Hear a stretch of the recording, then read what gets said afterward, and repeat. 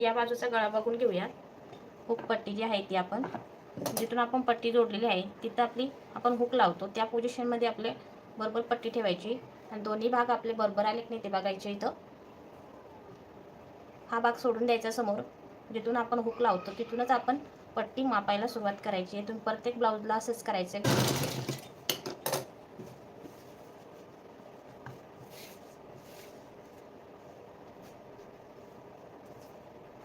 आता इथे समोरचा भाग जोडून घेऊया. बघा, समोरचा भाग जोडताना नेहमी उंची बघून घ्यायची दोन्ही भागाची. आपला हा जो कोपरा आहे शोल्डरचा तो पकडायचा आणि इकडे आपला जो साईड उंची जी असते त्याचा कोपरा पकडायचा आणि दोन्ही भाग बरोबर आले का ते बघायचे.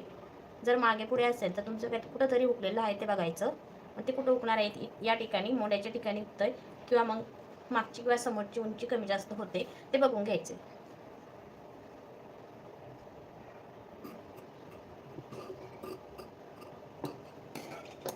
आता यावरती दाबटीप देऊन घेऊया पूर्ण गळ्यावरती अगोदर.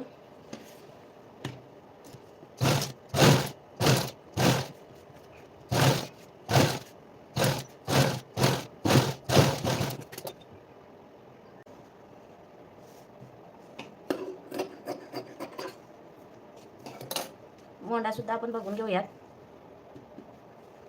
आता आपला समोरचा आणि मागचा भाग तयार झालेला आहे.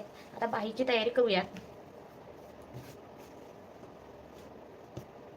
इथे आपण बाहीसाठी हे जोड लावणार आहोत. म्हणजे अस्तरच्या फॅब्रिकला मेन फॅब्रिकला आपल्याला जोड लावायचे नाही.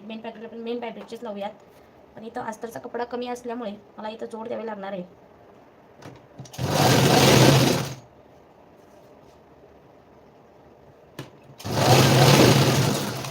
प्रत्येक वेळेस